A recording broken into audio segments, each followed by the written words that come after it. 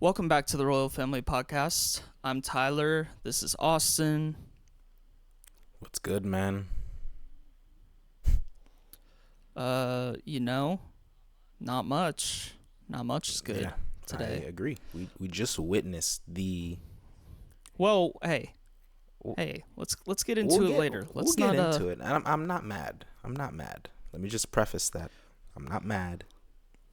yeah, I I'm just say we just we wait to bring the energy down, sure, you know. sure, sure. We're going to start off this week's pod by giving our feelings in the aftermath of the WBC, the World Baseball Classic, which ended on Tuesday night. I'm going to make a separate video going over details, but just some obvious details. Venezuela beat the United States by 1. That means Salvi, Garcia, and Lewinder all won the championship.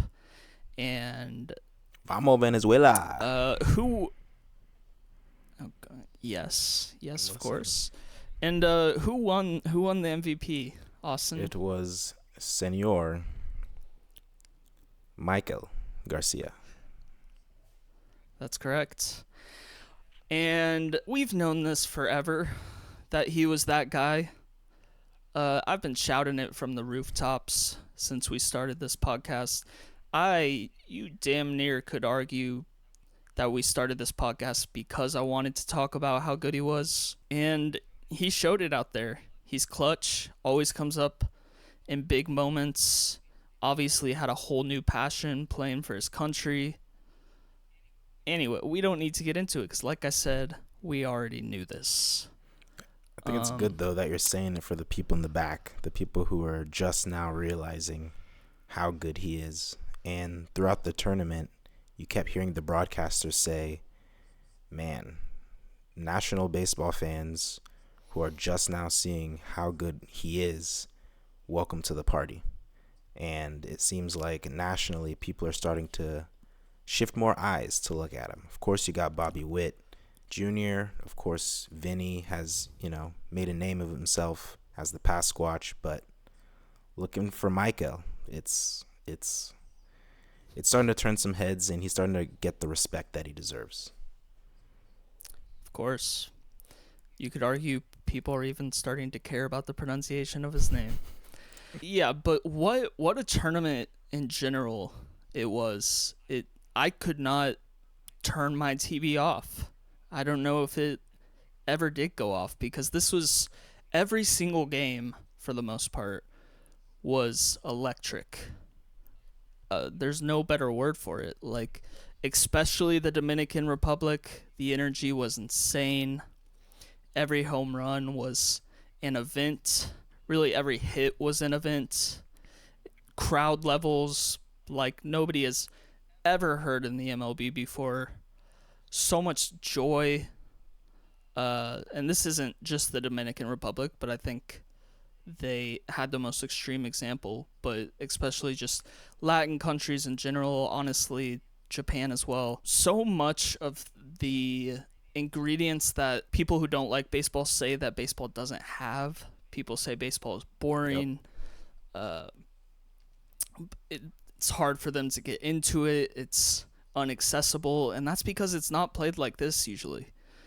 And I just hope that we take what happened in the WBC and a lot of the players emulate that in the regular season because it's just so much more fun of a product. Absolutely. Like, 100% agree with you. Since the end of last season, you've been talking to me about the WBC coming up in March, the WBC coming up. And I'm like, what are you getting on about? I'm like, this is like another tournament. I had never watched the WBC before, but my favorite moment of the tournament was Puerto Rico versus Panama and Daryl Hernaiz's walk-off home run.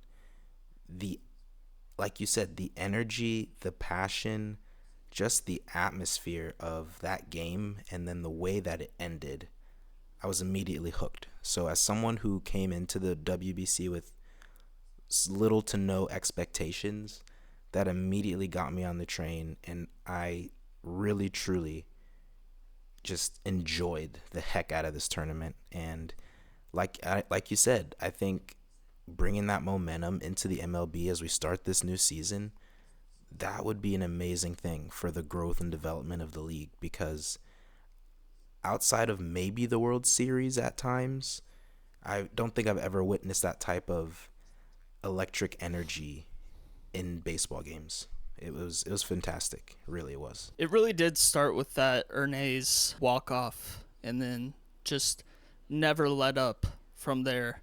Even like the mercy rule, I'm not sure if that was in other iterations of the classic or not, but the mercy rule made it so there really wasn't any games that weren't exciting to watch because somebody's getting beat 10-0, but you can walk off the game on a 10-0 score. So much fun. It's not talked about as much anymore in the MLB, the unwritten rules, as they call it, but there's still just some of those that are lingering that a lot of players abide by, and I say this is the time we just obliterate the unwritten rules into the stratosphere, get rid of them, say goodbye, and really just dive into a fully energetic product of Major League Baseball. Speaking of that, the WBC being good for baseball, it came out that the WBC championship had more viewers than the NBA finals had last year. The OKC versus Indiana, which you say those two teams and you're like, no wonder the viewership was kind of down, but still a pretty incredible feat to outdo that viewership. I think it was like 10.6 million to 10.2, something in that ballpark.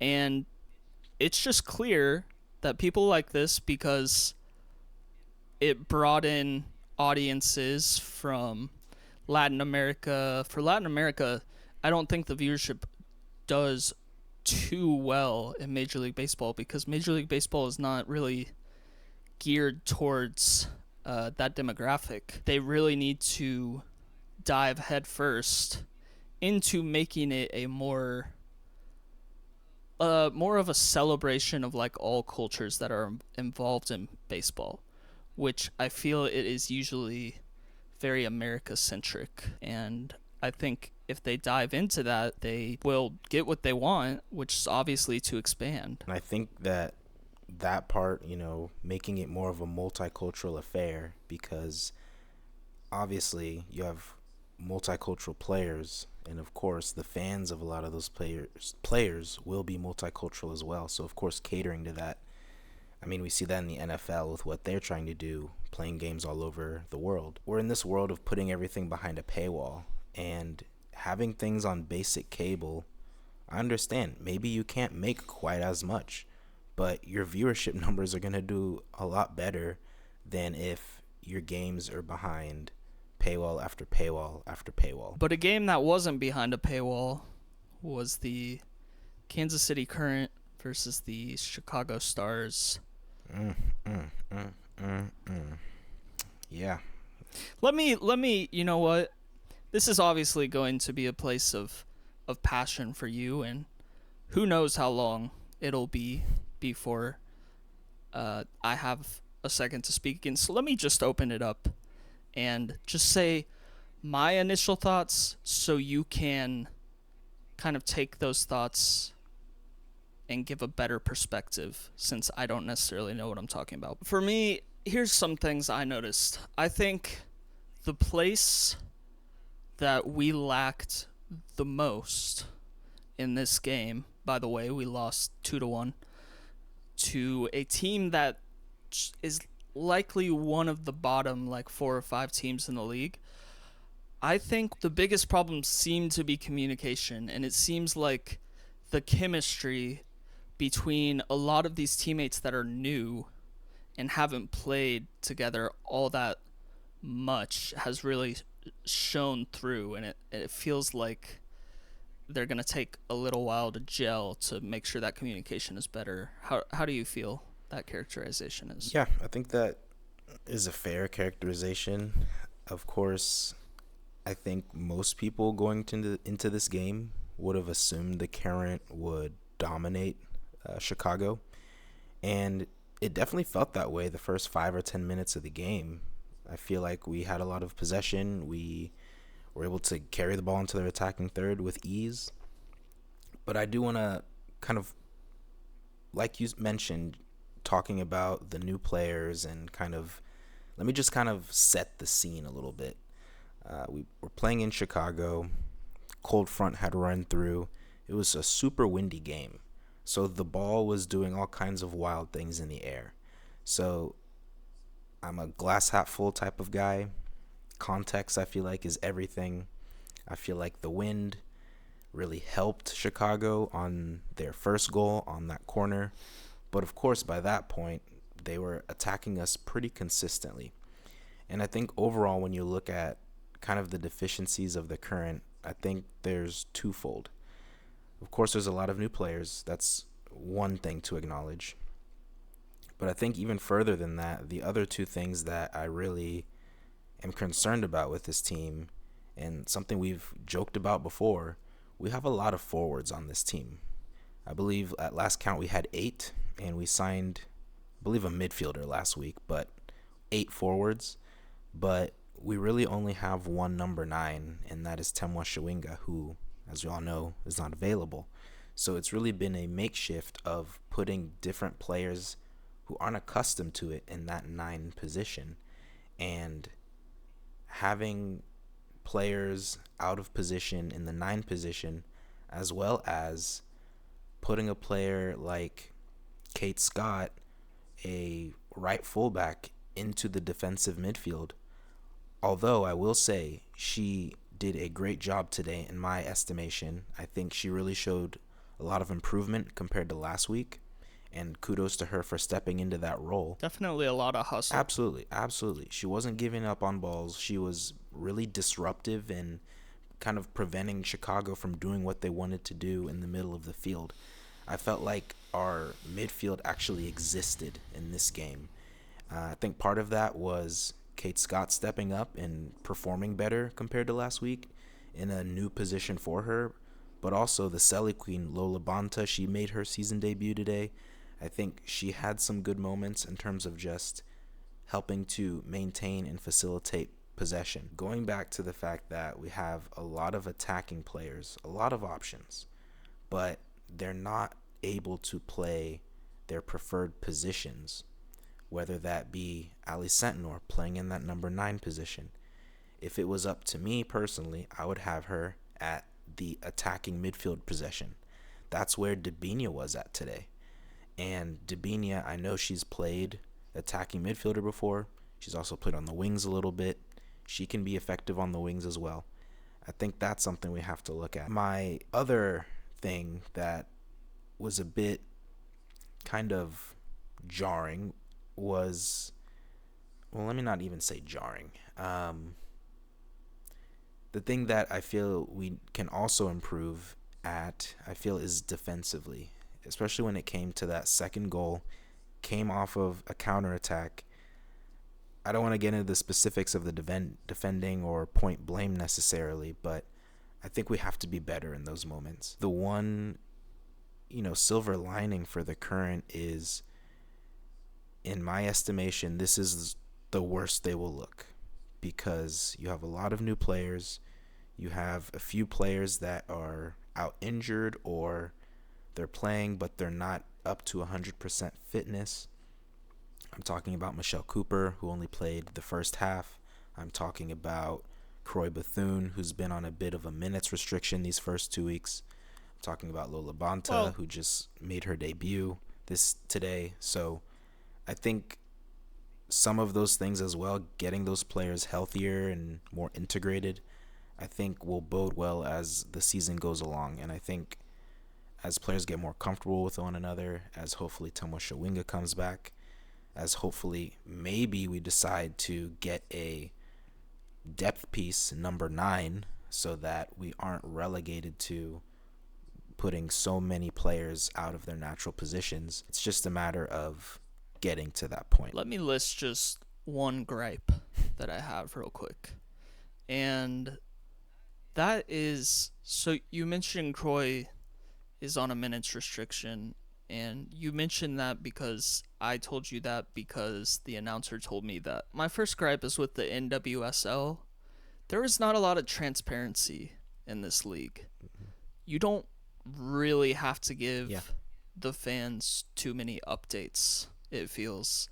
And that leads to people never really knowing the extent of things like injuries. And someone who has not been on the injured list at all this season is Croy Bethune. She has left early in her first 2 games with us. But today, the announcer was like, and as you guys know, Michelle Cooper and Croy Bethune are on minutes restrictions.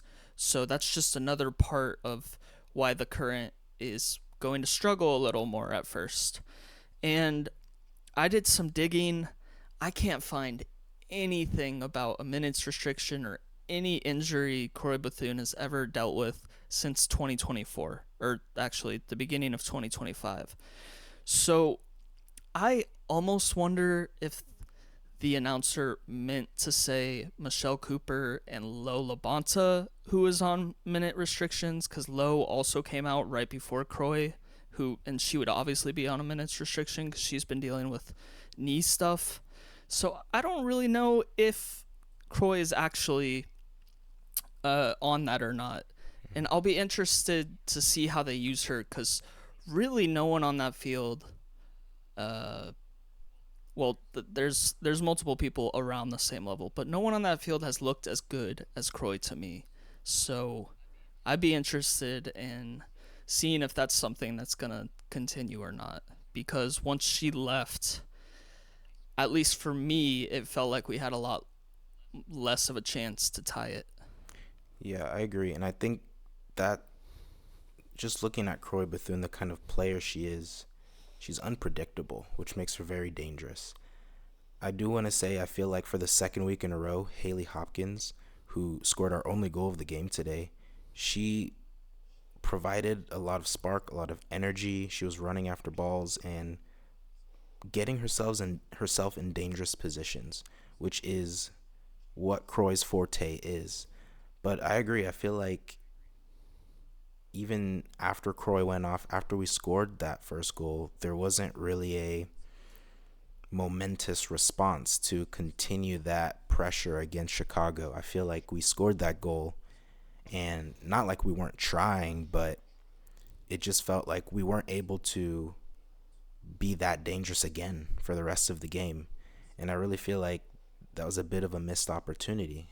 I wonder how much of that is due to the fact that we have so many players playing out of their natural positions. Is it part of the weather, because you can't play those long balls and try to get someone to outrun everyone else? One thing that I really feel like we lost in that second half was getting the ball down the left flank.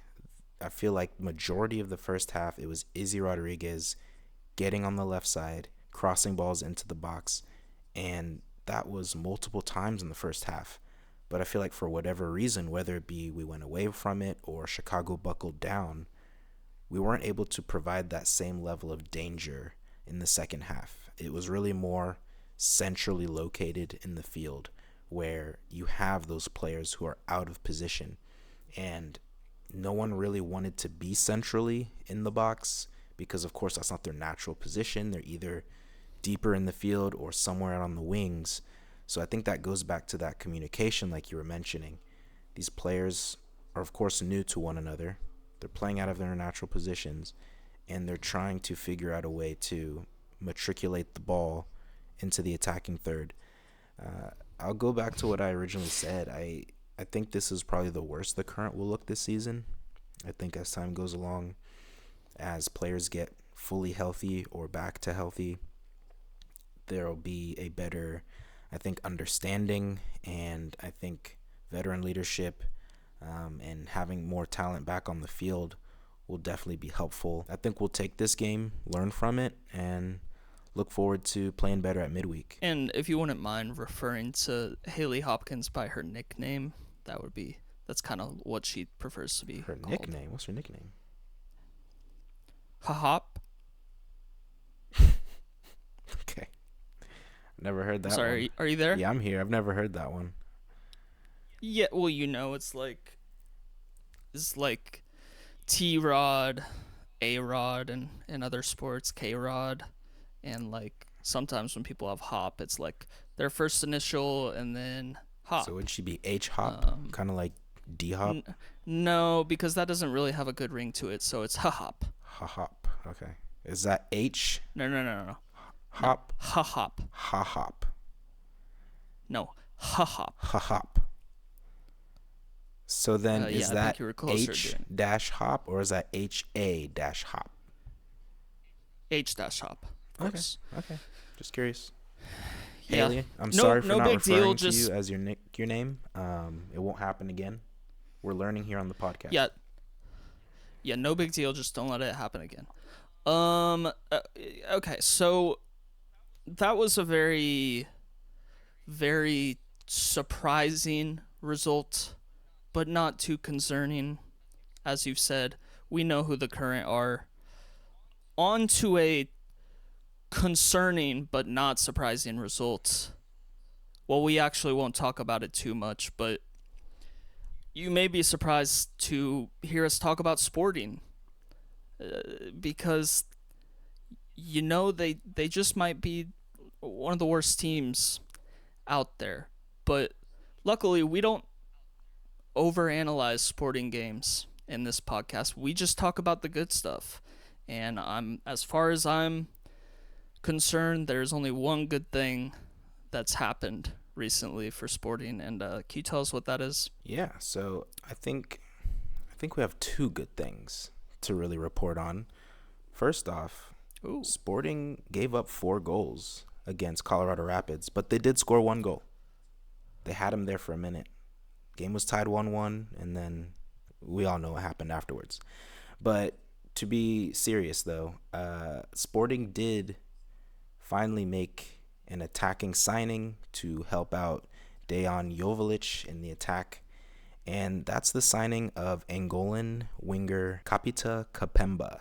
He comes over from Poland for a transfer fee of around $2 million, and pending his visa, which we're still waiting on apparently, I think he'll be a great option for Sporting to help in the attack and make us more dangerous. So that's a good thing and good news to report on for Sporting this week. Incredible. Now, to get as far away from that topic as possible, opening day for your Kansas City Royals is, as we're recording this, about 5 days away. Yep. And I don't know if there's a single human on Earth more excited about it than me. So let's kind of get into some of the talking points as we are about to start the regular season. Starting off, we are likely going to have to begin the season with what I would refer to as kind of a mid bullpen. Even though I'd argue if we put the best 8 guys out there in our bullpen that we would have one of the best in the league. Why do we have to do that? Or why are we choosing to do that, at least? Good question. That is because of this thing called options. In the MLB, every player starts out with 3 major league options. And what an option is when you are at the major league level, a team might decide you're doing bad or need to go down to AAA for whatever reason, and so they're going to use one of your options to send you down. If you don't have an option available, if you're out of it, either because all of your options were used or you have too much major league service time, they can't option you down, and instead they have to waive and or DFA you, which gives other teams the opportunity to claim you. And one of the good things about that is you get the money back that you would otherwise owe them for the rest of the year, but you obviously lose that player. And then if they clear waivers without any teams claiming them, you can send them down to AAA without being on the 40-man roster. So, understandably, and not the decision I would make for a lot of these players, but understandably, the Royals are going to go mostly with the guys who are out of options to start in our bullpen. So that means guys like Bailey Falter. That means guys like John Schreiber, who they would probably keep up anyways because they like him. They like his tools and whatnot. I have been convinced to move on from him, but that's neither here nor there. It means Alex Lang, who is a new addition to our team. And there was actually some confusion about if he had options available or not, but it was recently confirmed he does not. So people like Luinder Avila are going to be in AAA, and that's not just because he has options. That's also because they want him to eventually be a starting pitcher, so they want him to get starts in the minors. People like Ryan Berger, they want to get starts in the minors. It all really comes down to the last spot, which is going to be between Daniel Lynch and Steven Kolick. And some people seem to disagree, but in my opinion, if healthy, that spot is going to go to Steven Kolick. And it'll either be that he is doing the job of being the length guy in our bullpen, or we're going to run with the 6-man rotation. That's something they've thrown around during spring training, which I actually really like the sound of, especially with questions about Lugo and the decline he seems to have at the end of most years and injury issues with all of our pitchers, really. And I just really quick, I know I'm a little long on this subject, but just really quick want to say I'm completely fine with this as long as when one of these dudes plays horribly and without a shadow of a doubt worse than multiple people that we have in the minors, we go ahead, make that decision, get him on down, or get him on out, I guess you could say. I hope we don't have a Sam Long situation where we keep him up here the entire season. That would truly pain me, very, very much so. Yeah, I tend to agree with you. I really do like the idea of potentially having a 6-man rotation, but I would really hope that there would be a level of leashes that these pitchers would have in the bullpen. A guy like Schreiber, I think he should have the shortest leash of them all, and some combination of either Lynch or Kolick potentially being the next guys, depending on how they play. If they play well, keep them up. But if they're showing signs and the guys in AAA are performing, you got to bring them up. Speaking of opening day, it is going to be about as fun of a matchup as you could find. We are going up against the Atlanta Braves. That means the first game is going to be Reagans against Sale. You really couldn't ask for two better lefties in the game besides Skubal. That means a reunion with Mike Yastrzemski, who, fun fact, currently leads all spring training players in home runs. That is a shock, but good for him. That is definitely something. And then the most exciting part about it, something that was very exciting with the Atlanta-Kansas City matchup at Kauffman last year, we have Michael versus Ronald Acuna Jr., cousins, who always have a lot of fun when they face each other, always seem to make each other better. That's playing together, that's playing against each other. And both of them just won the World Baseball Classic. And you know, in terms of their relationship, I bet Ronald feels like he has a little something to prove now that his cousin got MVP over him. I'm really looking forward to it. I don't think he'd ask for a better series to start off the season. Exactly. And as this regular season is about to begin, you know, I'm in the process of becoming a bit of a data analyst, if you will. So, I've messed around with the numbers, you could say. And I have a little AL Central projection that I'd like to share with you, if you don't mind. Absolutely, do it. This year is interesting for the AL Central. The Royals should be a lot better. Detroit should still be very good. Cleveland shouldn't be good, but they always are. The White Sox should be much better, but not necessarily good. And Minnesota should be bad, but people definitely think they're going to be better than I think they will be.